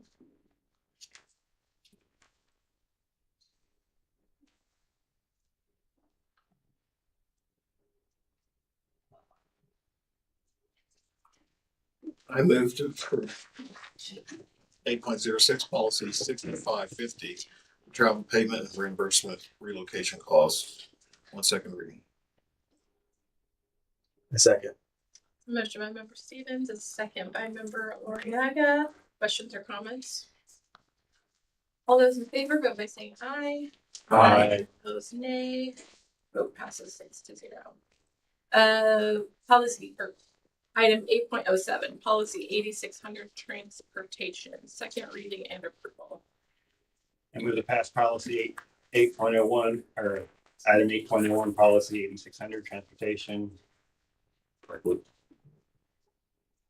I second. It's a motion by member Oloriaga, a motion by member Weathers, a second by member Oloriaga. Any comments or questions? All those in favor, vote by saying aye. Aye. Opposed, nay. Vote passes 6-0. Moving on to item 9, other discussion, president's update. So I plan to have a little more, but I just didn't want to really. So we continue, as some of you know, to get legislative updates about policies for property tax that greatly affect schools. If you've been reading Western Wayne or the PAL item, some of the other school districts too have been, addressing those and sort of waiting for the legislative session to end, so we know what is coming our way. So there are 3 policies: SB1, HB 1001, and SB 518. Like I said, I was gonna get into it a little more, but those are 3 policies that could potentially really hit us. It seems the burden might be lessened a little than we first thought. So, as you all are out and reading, could definitely read up on those. Reach out to your senator, or state senator, House of Representatives, and it's really important to kind of communicate. The other one I think is just something that we've continued to see as school board members. It's policy is HB 287, which actually adds school board members to basically declare a party affiliation and go through political primaries. So ISBA, which is Indiana State School Board Association, has obviously opposed this. I think the school board members, we are the last non-political body. So this isn't necessarily a political conversation. I just think it's really important that I know everyone here, especially on RCS, right? We aren't here to push any political agenda. We're here for the community. We're here for the kids. It did recently pass the House. It's going to, just passed the state Senate. It's going to the House. There's a vote on March 3rd. So if anyone is interested, reach out to Brad Barrett and communicate. I just, it's just an extra not needed piece. And I think we always say Richmond is different. Wayne County is different. And, I hope that we can kind of keep that intact, because it's hard to see a plus side to that. Mm-hmm. Now, if somebody could articulate that plus side, I would, a little bit of a political, I would listen, but I've not heard that articulation. I have not heard one. And my thought has always been, all these years, regardless of my political leanings and my connections to certain thoughts, I would always hope and pray that this particular position throughout the state of Indiana will always be nonpartisan and never the need to declare for anything. I would hope to think, going back to John, you always illustrate what's best for the kids. I would hate to think that any of us would be compelled to act and take a voice based upon political affiliations being driven by that, because that is not always done with kids first in mind. So I would hope and pray that somebody sensible who's making decisions would say, let's keep it the way it is and just improve on what it is. So that's just my opinion. And I think it's a matter of status. And I've always taken pride in the fact that RCS is an elected board, not an appointed board. Yes. I'm not sure we can take a lot of pride in that if this were to come to develop. Mm-hmm. Yeah, I think there's a couple things. I obviously have thoughts, but they've tried this the last couple sessions, and it seems like it's got as much steam as I've seen, and so it likely passed. But as you recall, the last school board election, we had no unopposed or opposed seats, which is a problem that the board has tried to address from time to time. And I think the election before that, there were, I don't know, 10 running for 2 spots. So there's a lot of ebb and tide with who runs for candidates. And as I think I understand that by having a primary, now you're basically you have to win a primary, then you have to win your election. But even more important than that is, I believe the parties would then, should a board member resign, would then appoint a person from that party to take that place. And I mean, I think all of us, sans Aaron, have been appointed to this board, or selected by the board for their. I was appointed, then won 2 elections, and there you were appointed in 1 election, appointed, and you both were appointed. So I think it's very important that, and I think the processes have been pretty thorough to find school board members, rather than just if they have an R, D, or I guess an I behind their name. But I think I would certainly encourage people to reach out, because to follow up Ron, I don't really see how the political vent benefits the community or the kids in Indiana. And so I just would encourage people to reach out and express their opinion. Yes, I definitely agree. And then there is provision that you can run nonpartisan, but it makes it very difficult then to the steps you have to go through if you choose to be nonpartisan. So One of the compromises at the last session was to change the filing date to make it earlier. And I think that the reflection of that was we had fewer people run for school board. I mean, I don't know if that's totally legit, but that seemed to be, because usually we would file in August for a November election. And I think the filing period was May to June. Mm-hmm. Very odd. But so people can think whatever they think is important on that subject. But I think read the bill, and if you agree, great. But if not, let people know. And that's been a change, because when I first ran, this election was in the spring. Oh yeah, it was in the spring. It was in May of every year. We had when we amended our plan to do some district boundary changes. Mm-hmm. One of the statutory requirements that had been inserted between the time we did that and the prior plan adoption was that the elections had to be done in November.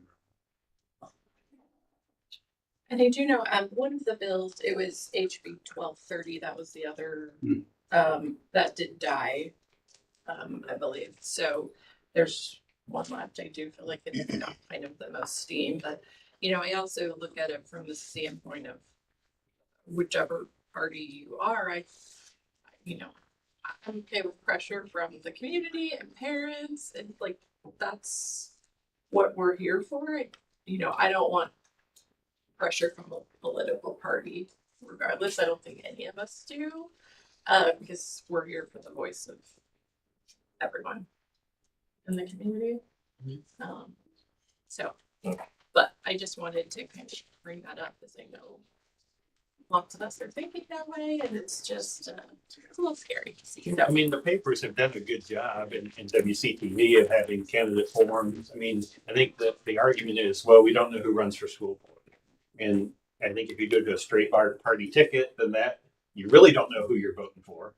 But I think you can find out what people stand. You can listen. I know REA, the teachers union, usually does interviews and has a session, and there's not ample opportunity, but there are several opportunities for people to understand who is running for these positions and where they land on different subjects. And so I think that point is kind of difficult to watch. Mm-hmm. No, I definitely agree. And there's a lot of other little nuances in these bills. Like you said about if you resign or you move, right? The party that you're registered with appoints the next school board member. If you are nonpartisan, the school board would appoint that person. But yeah, we all do a really good job of being able to, when we do have to appoint, looking at those qualities, make a good school promoter. So,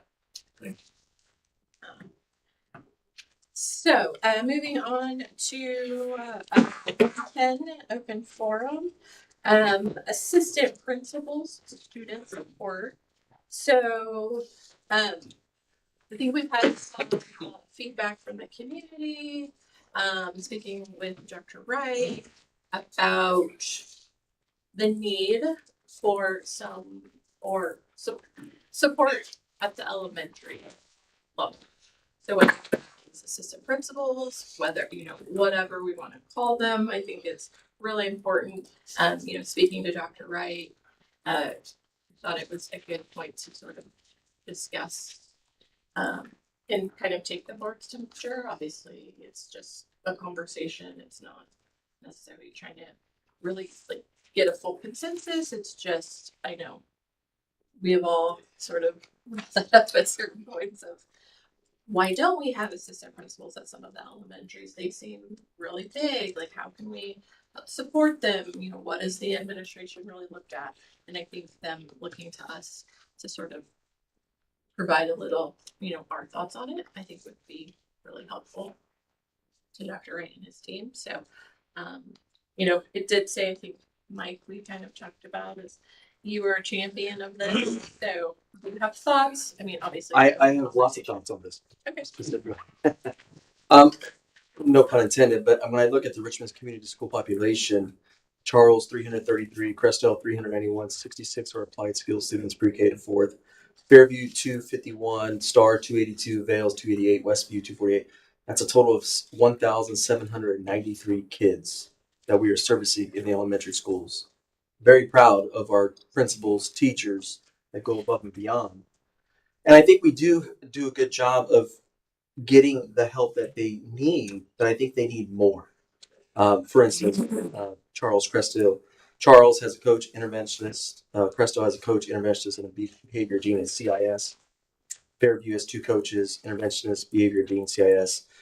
Star has two coaches, interventionist, behavior dean at CIS. Vale, two coaches, interventionist, behavior dean at CIS. And Westview, a coach, interventionist, behavior dean, CIS. But when you look at the secondary and you look at the high schools and the population of those schools, you're looking at 1,288 a month. Hibbard, Test, and Dennis, and RHS at 1,280. So we do have a discrepancy of how much help we have in our community schools. And I think if we support our elementary schools with an assistant principal, regardless of how that view of the administration looks at getting that assistant principal, how that looks, that's up to you guys. But I think the help should be there with looking at our biggest schools of Crestell and Charles. We do have 6, opportunity, throwing out ideas of 3 assistant principals. And they all float, 2 can float, just some simple ideas. Charles and Crestell can share assistant principal. Fairview and Star can share assistant principal, and Vale and Westview can share an assistant principal. And however you want to look at it, Crestell, Fairview, whatever the case may be. But I think the help needs to be there because I think what's happening, and no pun intended, is that we are putting so much pressure on our principals, and they're doing an amazing job, i.e. looking at Charles being recognized as one of the top schools, not just in our community, but in the country.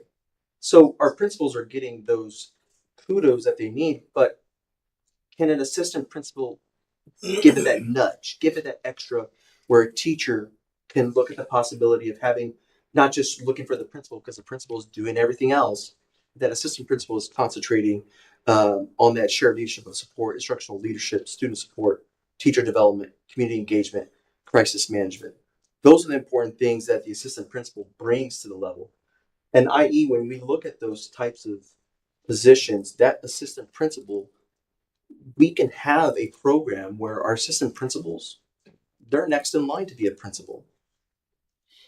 They can be an assistant principal. Hey, I really want to go and tackle Test or Dennis or Richmond High School. Well, you already are assistant principal. you already know how to do the job. Let's put you in a position to do the job. And we can fill in and bring up our teachers that want to expand their career. Our coaches want to expand their career into that assistant principal role. So I think it's something for the administration to look at. Again, I don't know how that looks, but I think it's an opportunity for us to say, we care about our teachers, we care about our students, and we care about how our principals are going home saying, man, my assistant principal did a great job. The teachers are reacting. We have a great, we have a great atmosphere, great environment. And I think those retention rates will expand. And when I look at that and the difference, um, we have to recognize that early childhood and when we're developing those kids, we want them to go to Test, Hibbert, and Dentist. And so we have to fill in that background of support for our teachers so that they feel supported. And I think if we come in to the program and say, hey, we are going to provide you the support with assistant principals, I think in the end, you're going to see that retention rate go up. I think you're going to see the morale go up. I think you're going to see teachers really respond to the excitement that our administration cares about us. I think overall, that's what they really want. Does our administration care about us? Here's what we can do to do that. Thank you. Anybody else? I know Christine was a teacher. Well, thinking about teachers, I think that if we had more money to put into administrators, as teacher, I'd want my class size smaller and I'd want more teachers. I know everything's needed, right? I mean, we need the administration. I didn't know. So each of the schools have a behavior dean along with the principal. So maybe kind of acting like it. I don't know that. I haven't been aware of that, I guess, as teaching at the school in the past. So to me, that's kind of assistant. I'm not going against what you're saying. I think we need assistant, principals, but if I had extra money to put, I'd put it in smaller class sizes and that would ease the burden off of teachers in my mind. I think both could ease the burden, but I would feel it more as an educator of my class size. I mean, from visiting schools quite a bit, I see larger class size, and the class sizes have gradually gone up to, and I think when they were down to the goal was maybe 22 or, but I see larger class sizes. We have standards. Yes, yeah, but I see classes that are, I guess I would be in favor of more teachers and smaller classes. I think too, with assistant principals, when you talk about supporting teachers with instructional guidance and feedback regarding the behavioral management, when you look at that assistant principal role, and there's research on it, we can go into the plethora, Goliath of labyrinth of why an assistant principal is needed. But I think when we look at what the assistant principal brings to, and I'm not disagreeing with you, Tim.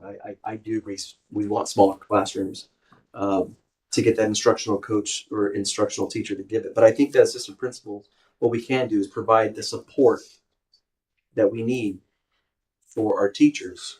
My question to everybody is, the longest serving principal in elementary, do we know that answer? And how long have they been here? Versus how long our principals been in the secondary and in the high school. The thing I believe in is that if you provide that support in having that assistant principal, and again, not saying what it looks like.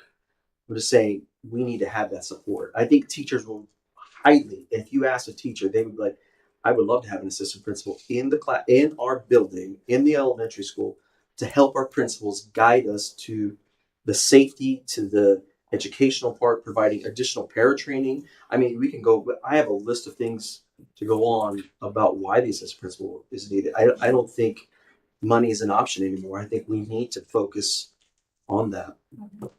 I think too, I see it as, not coming from the educational space, but I look at Mr. Jones and Miss Loriaga about they are two amazing principals, and sometimes those high functioning teams, you don't think they need help because they just make it look easy.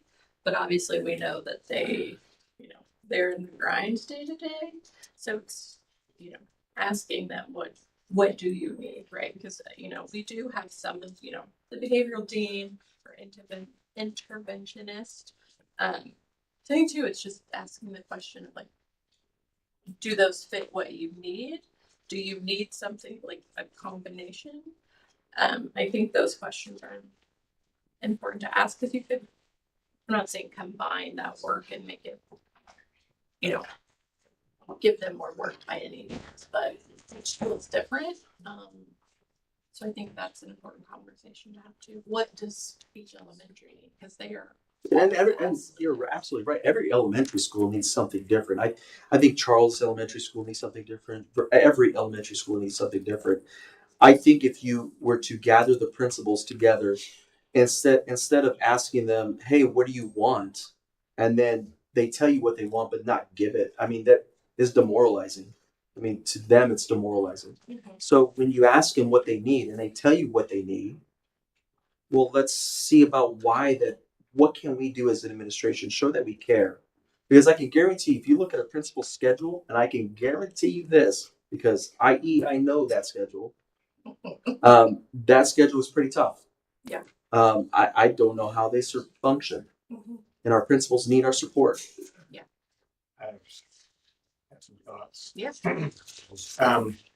I guess I don't disagree.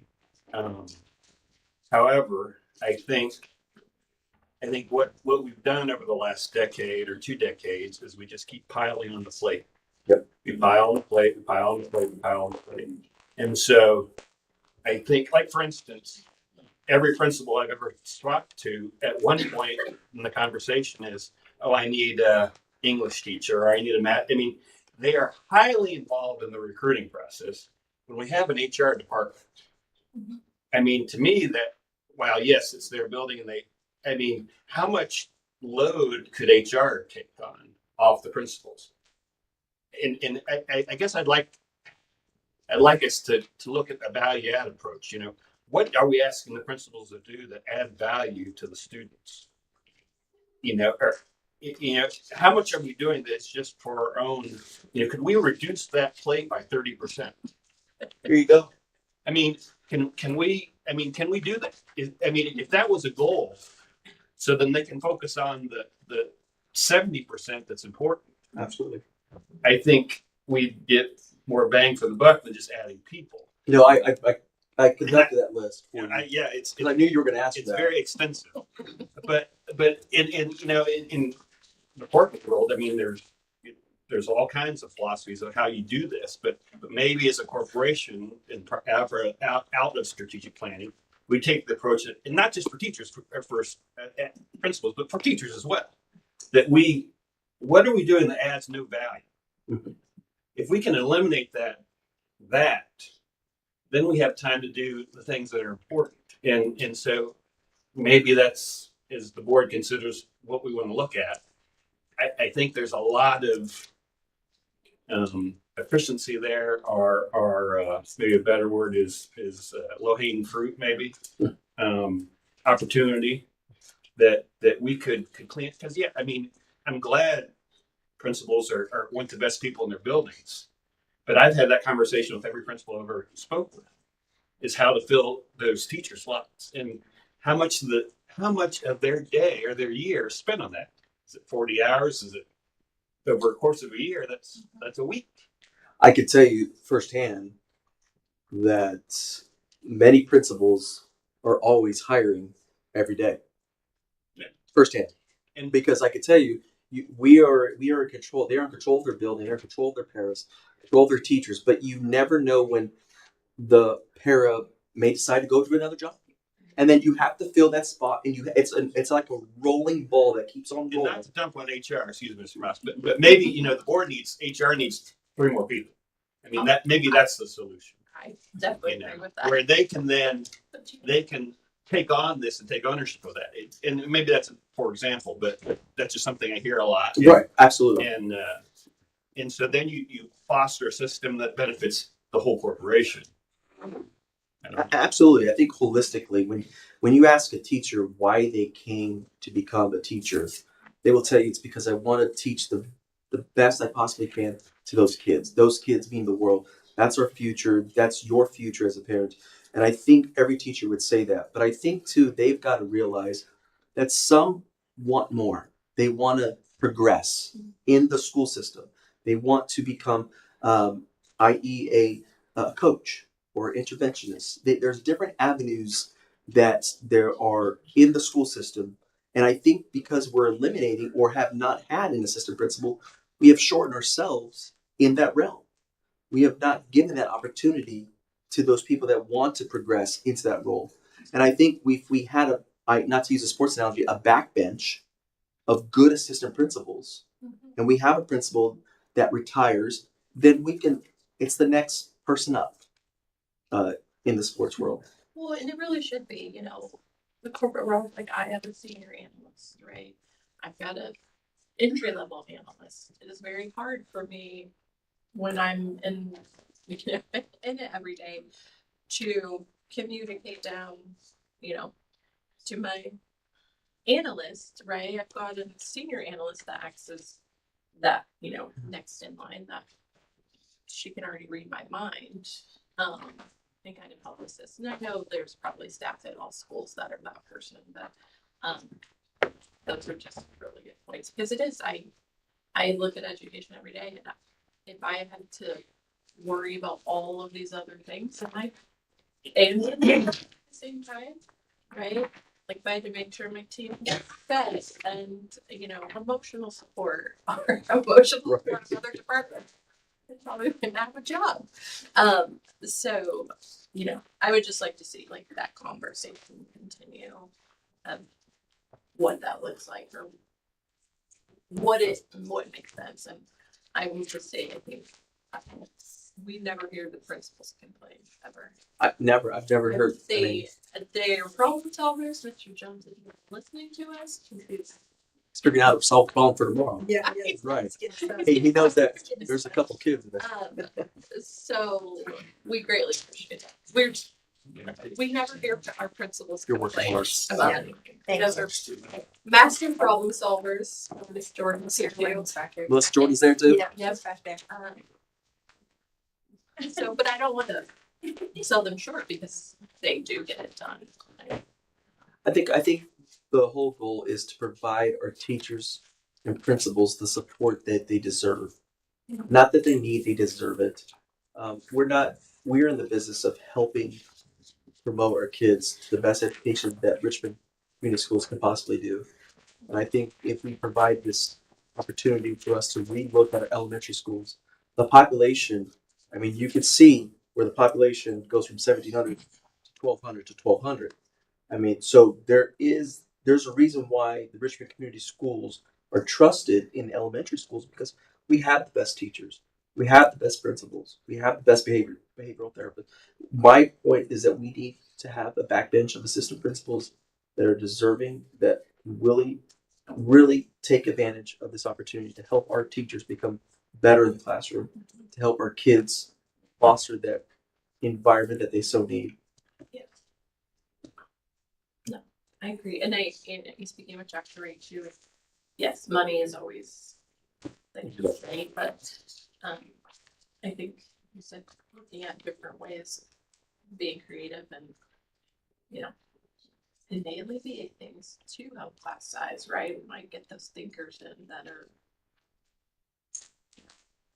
those are the people that really problem solve. Absolutely. Out of the box thinking, how can we help teachers? And I like the idea of looking at what principals take on and trying to eliminate some of those and thinking about, our last board meeting where we had a teacher speak about how much was piled on their plate and looking at teachers and also saying what's on their plate that we can take off as well so they can focus on students. I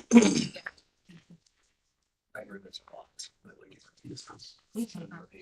lot. Okay. Any other thoughts on that? Okay, great. Moving on to preview of upcoming meetings and events. Tomorrow, February 27th, from 10 to 11:30, we have special policy work session, which is here in this boardroom. Thursday, March 6th, 4:30 to 6 is we'll be having a work session that Dr. Wright and team will be presenting student achievement data. The public is welcome to join. And then the next regular scheduled school board meeting is Wednesday, March 12th at 5:30 p.m. in this boardroom. So. Moving to item 11 is adjournment and bell ringer. So Dr. Wright is not here. So Ms. Bridget Hazelbaker.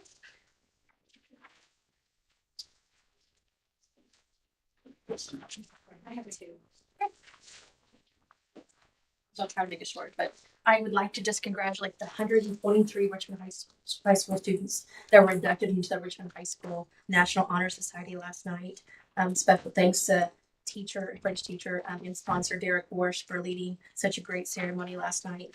And then I also received a message, I received some information today that we have an advanced culinary arts class, and they the advanced nutrition and culinary classes at Richmond High School, which were 45 students, they prepped all the food that was served to 100 guests at the Bridges for Life last Friday night.